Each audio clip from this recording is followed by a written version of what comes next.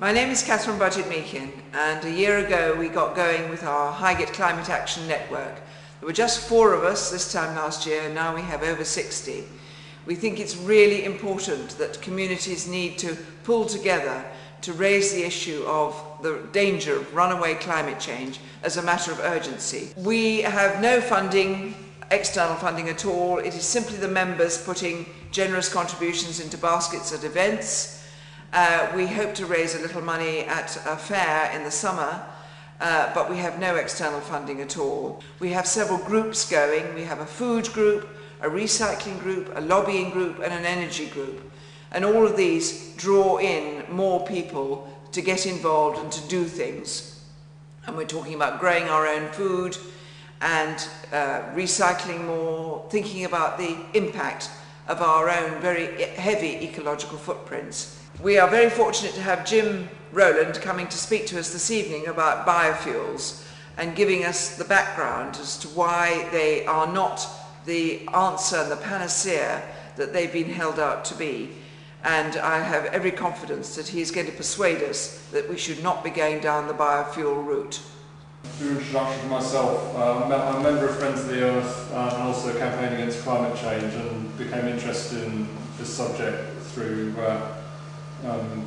conversations and internet forum interactions with other campaigners in campaigning against climate change, and we co-founded a campaign group Biofuel Watch. I campaign independently now, but I still work together with them on a lot of things. Okay. By way of introduction to biofuels, I define them as, for the purpose of this, liquid fuels, including organic compressed gases made from plant or animal matter, except fossil fuels and peat. In some other contexts, solids are counted, but I'm not doing so here. We have biofuel targets in the UK driven by European obligations for 3.75% of all UK forecourt fuels in this financial year have to be biofuel, or they could be compressed gas, which is part of my definition. Non-food source of biofuels, that American obligation for 36 billion gallons, only the first 15 billion gallons of that by 2022 can be corn ethanol, and the legislation says that the rest must come from advanced or cellulosic sources. By cellulosic sources, that means biofuels produced from what scientists would describe as woody biomass,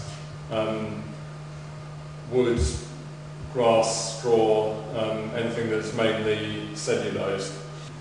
At the moment, the world's ecological footprint is unsustainable. We're using 1 and a bit Earths. In Britain, we're using about 3 Earths. In the United States, 5 Earths. What this literally means is that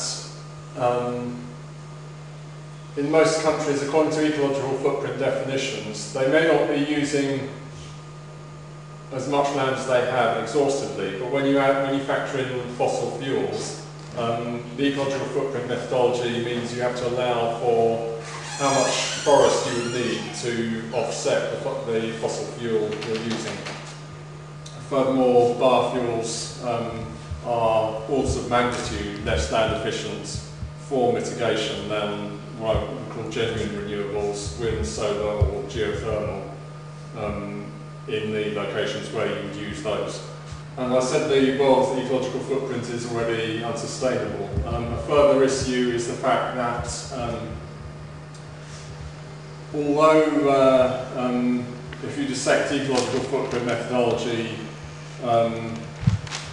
the the rate of forestry growth they use for offsetting fossil fuels is less than you could get with some biofuels for transport. I'd say that the future is electric in terms of decarbonising transport. If your electricity is coming from a renewable source, then it has to be better than using petrol.